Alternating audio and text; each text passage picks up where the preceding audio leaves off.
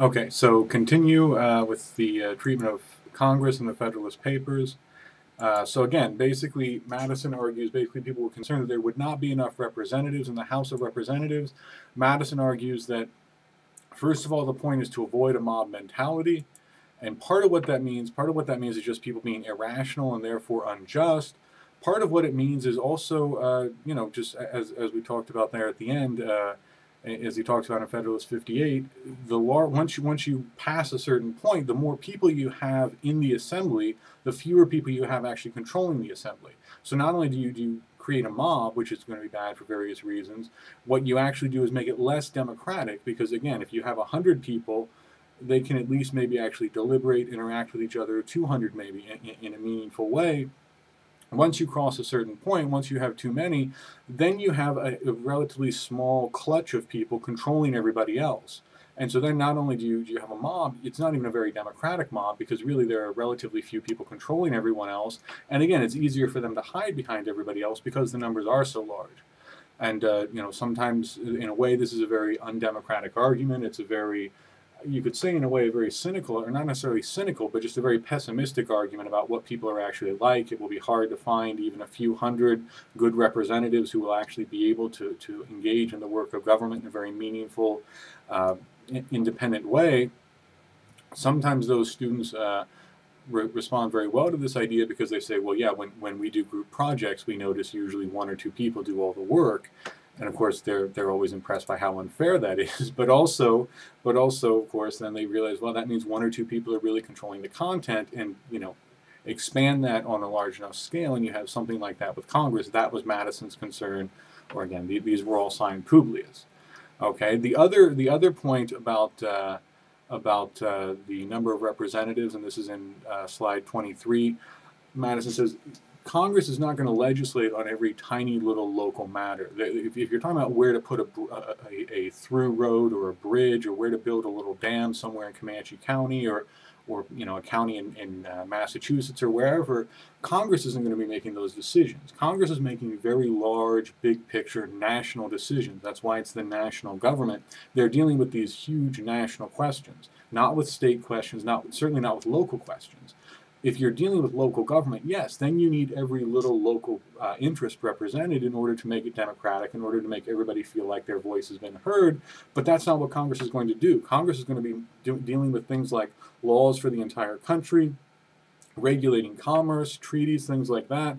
Again, Senate deals with treaties, not the House, but Congress is going to be dealing with these major national issues, and in that case, you don't need one representative for every county or one representative for every little township. In those very big picture questions that Congress is actually going to be dealing with, one representative for several thousand people will be fine, because those several thousand people basically will have similar interests. Again, when you're talking about these very big picture national concerns. So you don't actually need, Madison says, you don't actually need that many representatives, because again, they're not going to be dealing with the tiny particulars of local politics, of people's daily lives. The sort of large national questions they're dealing with don't require representation of every small local interest. Okay, the other major point he makes is because people were very afraid of Congress. In fact, part of the concern, and we talked about this when we talked about Federalist 51, is that in a democracy, because Congress is supposed to represent the people, and in particular because they make the laws, the concern is that Congress would be the most powerful branch of government.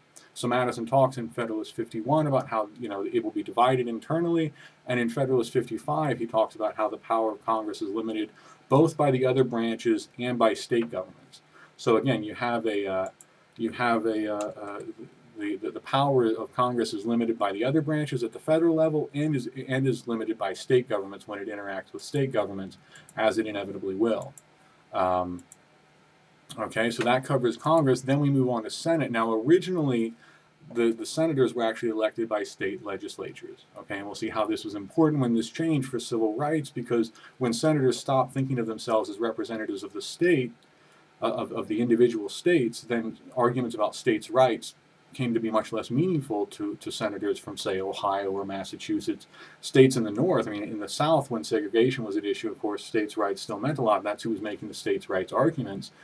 But senators from the North didn't care so much about that anymore because for decades at that point, by the 1950s and 60s, they hadn't been representatives of the states. They had been elected directly by the people of their own individual states, and the fact is, a lot of these people didn't like segregation. So we'll see. It was important. The Senate started out as being senators were elected by state legislatures, not by the people, and therefore the idea was that they represented the states.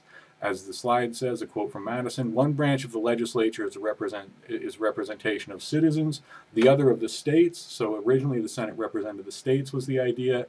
And the Senate was there to protect the people, but also because it has fewer members, 2 for each state, and longer terms, 6 years instead of 2, the idea was that the Senate would be more stable and it would be more knowledgeable about legislation.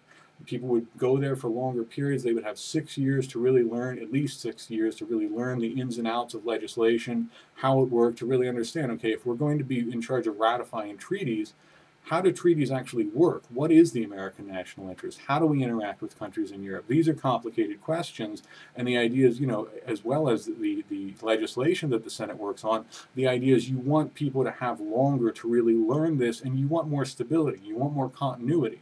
The House is supposed to be elected every 2 years, so they are as dependent as possible on the people and will represent the people as strongly as they can, and as what will have, as Madison puts it, the most intimate sympathy with the people that they can. The Senate is supposed to be a little bit more independent. It's supposed to be a little bit more removed from constantly being worried about re-election, so that they can, again, focus on learning legislation, focus on learning how all of this stuff works, and also so that they can just have a different character. The entire Senate is supposed to have a different character than the House. It's supposed to be more stable, more knowledgeable. It's supposed to be better at taking the long view because, again, they know that they will be there longer, at least 6 years rather than 2. Of course, if they're reelected, it's another 6 years and so on. So the idea with the Constitution in terms of Congress, the idea was to try to balance democracy with stability. Make the House as democratic as possible, make representatives run for re-election as often as possible, so as to make the House as democratic as possible, the best representative of the people, the best sort of the most democratic part of the government. Make the Senate much more stable, much more reflective, a much calmer, a much more settled body that again knows more about legislation, can be more thoughtful, can take a longer view. So again, the idea of balance democracy in the House with stability in the Senate, and try to bring those two together.